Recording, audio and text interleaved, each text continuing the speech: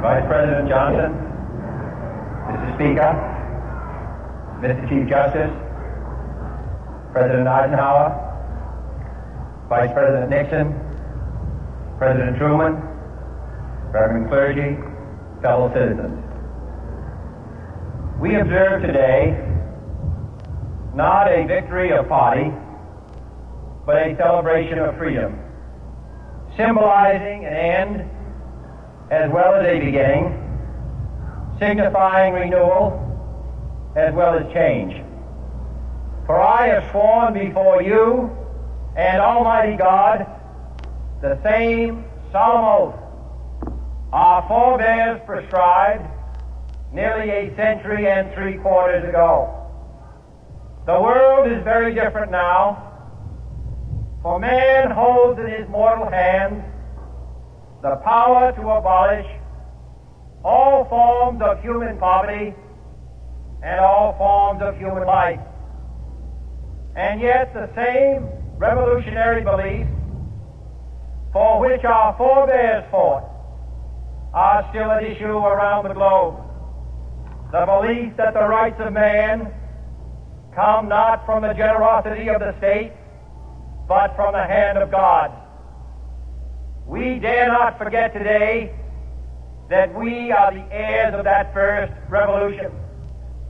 Let the word go forth from this time and place to friend and foe alike that the torch has been passed to a new generation of Americans born in this century, tempered by war, disciplined by a hard and bitter peace, proud of our ancient heritage, and unwilling to witness or permit the slow undoing of those human rights to which this nation has always been committed and to which we are committed today at home and around the world.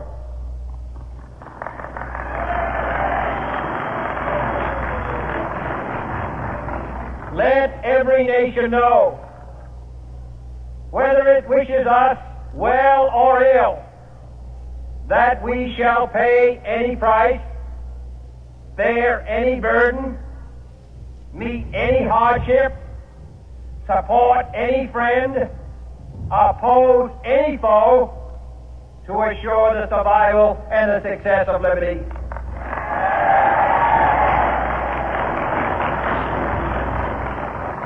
This much we pledge and more. To those old allies whose cultural and spiritual origins we share, we pledge the loyalty of faithful friends. United, there is little we cannot do in a host of cooperative ventures. Divided, there is little we can do, for we dare not meet a powerful challenge at odds and split asunder. To those new states whom we welcome to the ranks of the free, we pledge our word that one form of colonial control shall not have passed away, merely to be replaced by a far more iron tyranny. We shall not always expect to find them supporting our view, but we shall always hope to find them strongly supporting their own freedom, and to remember that in the past, those who foolishly sought power by riding the back of the tiger ended up inside.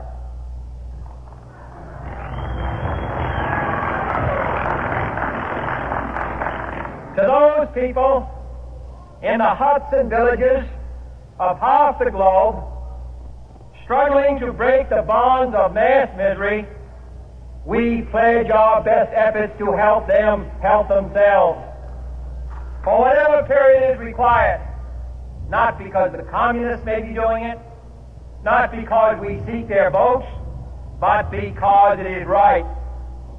If a free society cannot help the many who are poor, it cannot save the few who are rich.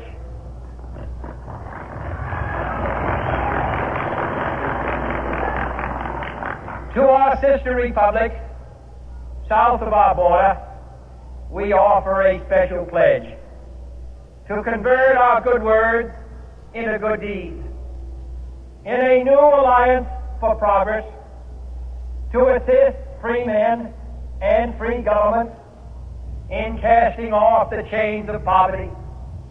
But this peaceful revolution of hope cannot become the prey of hostile powers. Let all our neighbors know that we shall join with them to oppose aggression or subversion anywhere in the Americas. And let every other power know that this hemisphere intends to remain the master of its own house.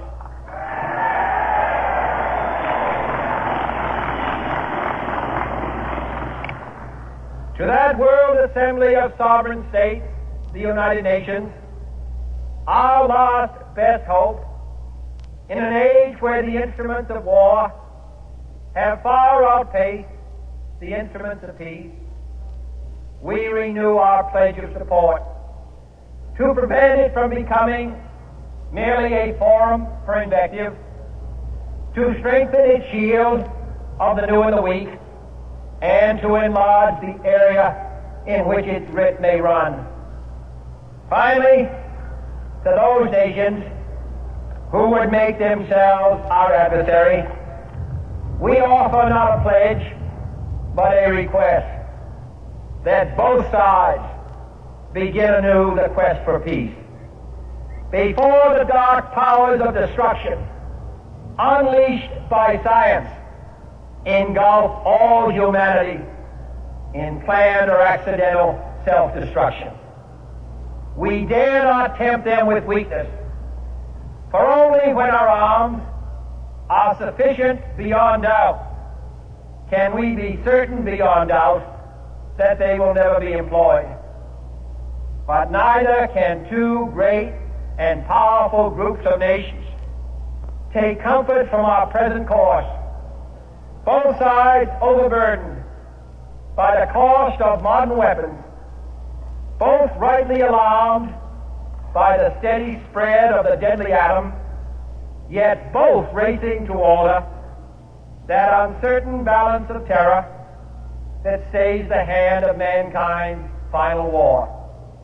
So let us begin anew, remembering on both sides that civility is not a sign of weakness, and sincerity is always subject to proof. Let us never negotiate out of fear, but let us never fear to negotiate.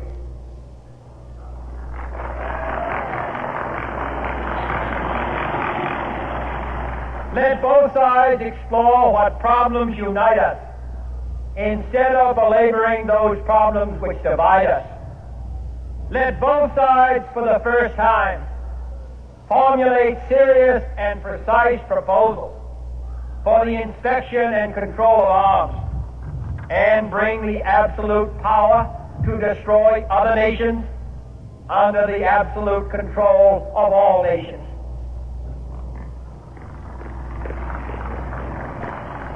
Let both sides seek to invoke the wonders of science instead of its terrors.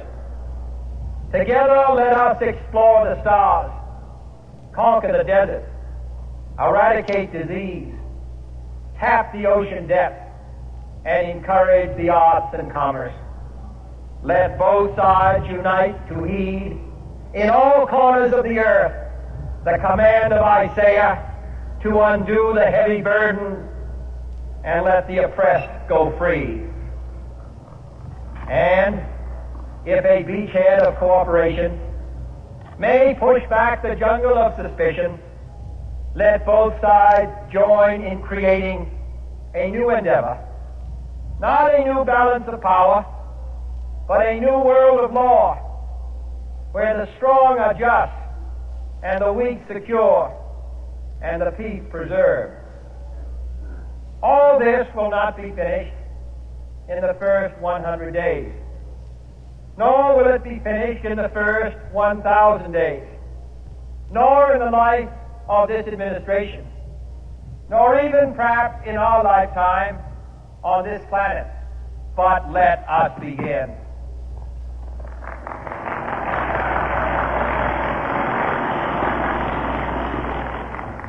In your hands, my fellow citizens, more than mine, will rest the final success or failure of our course. Since this country was founded, each generation of Americans has been summoned to give testimony to its national loyalty. The graves of young Americans who answered the call to service surround the globe.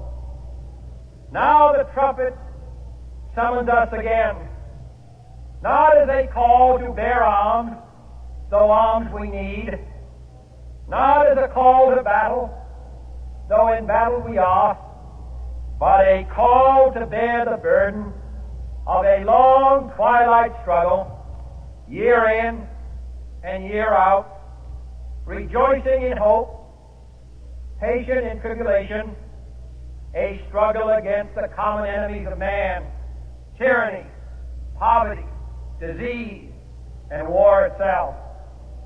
Can we forge against these enemies a grand and global alliance, north and south, east and west, that can assure a more fruitful life for all mankind? Will you join in that historic effort?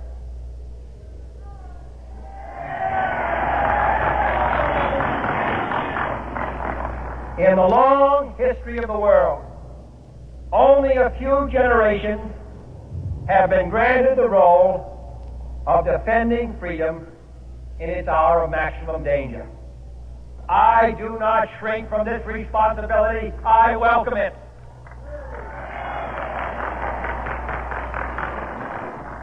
I do not believe that any of us would exchange places with any other people or any other generation.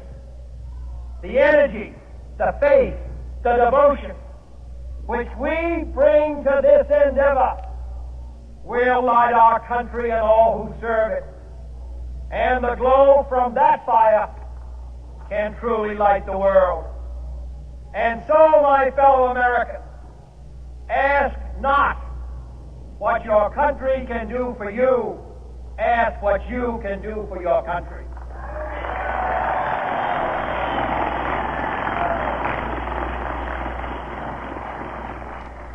My fellow citizens of the world, ask not what America will do for you, but what together we can do for the freedom of man.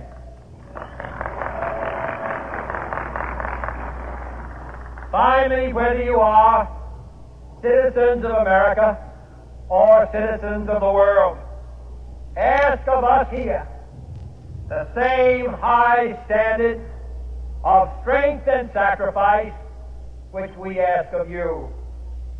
With a good conscience, our only sure reward, with history the final judge of our deeds, let us go forth to lead the land we love, asking His blessing and His help, but knowing that here on earth, God's work must truly be our own.